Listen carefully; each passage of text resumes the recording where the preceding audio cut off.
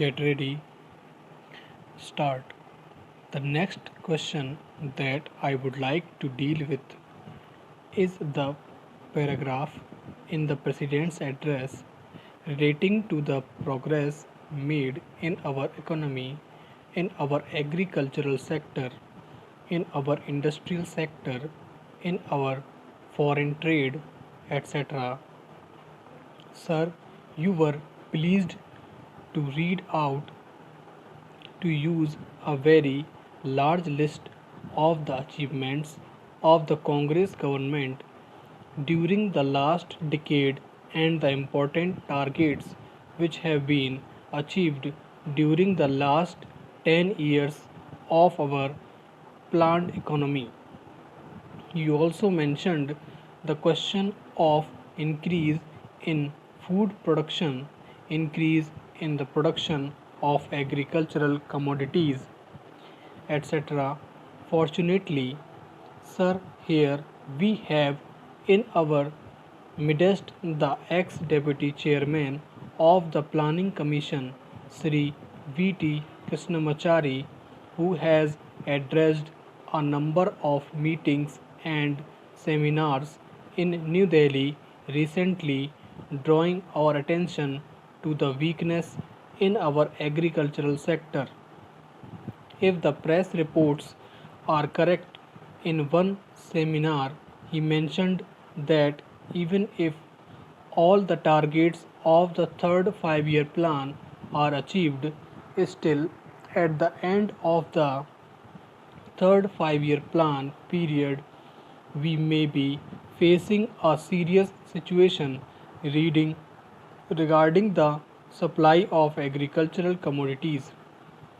He has also expressed the hope that we will be able to exceed the targets which have been fixed for the third 5 year plan. I do not know whether his expectation of exceeding the targets will be fulfilled or not, but it is quite clear that we have not been able to give sufficient attention to the development of the agricultural sector. It has also been stated that development of the agricultural sector is one of the most difficult tasks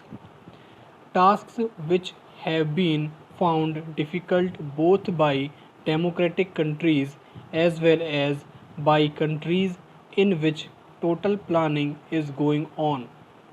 It is all the more reason, therefore, that we should pay more attention to the agricultural sector so that it may be possible for us to meet our requirements as and when they arise and the situation which he has foreseen at the end of the third 5 year plan may not materialize. It is no use merely taking refuge behind some of the figures which have been complied and narrating the progress which has already been achieved. We are happy that some progress has been achieved, but we are anxious that more progress should be there, and for that purpose, also certain definite steps will be taken. In this connection, I am also to hear what the Defense Minister said yesterday in one of his public meetings, namely that the Government of India is contemplating to create a setup in our villages wherein our panchayats will be functioning more or less on the lines of parliament. Unfortunately, he did not elaborate that point further, and the press has not thrown any more light on what that exactly means. But if it means that the panchayats will be in charge of the resources that are available in the villages, that they will be in a position to determine how best the protective efforts in the villages are to be directed and in what direction, determine what targets are to be achieved, and when the production is there and there is a surplus to be exchanged with other centers in the country, that the panchayats will have their say in the matter on what terms this surplus will be exchanged with other centers in the country. Then I think a very valuable step forward in the direction of building our economy on a decentralized basis will have been taken. We have always taken the view, sir, that if planning is to succeed in our country and if there is not going to be any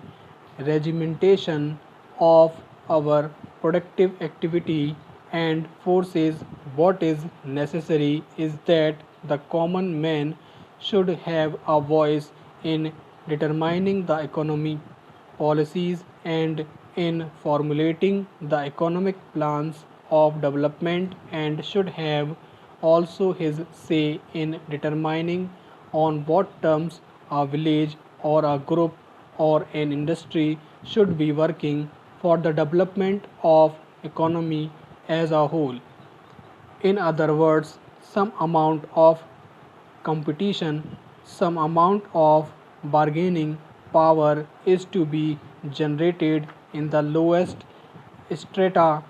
of our society and in the lowest rung of our economy, so that with the help of that bargaining power under the overall influence and policy of the planning commission, it may be possible for us to develop our economy in a manner in which satisfies both the interests and the achieve requirements of the nation as well as the aspirations of the people. When people feel that they also have their say in the formulation of policies and programs, and that such policies and programs are not something which is dictated from New Delhi, but those which have been worked out by their own efforts and as a result of their own deliberations. To that extent, these plans are a part of their efforts in the development of their regions, of their own crafts, their own industries, and their own skills. Stop.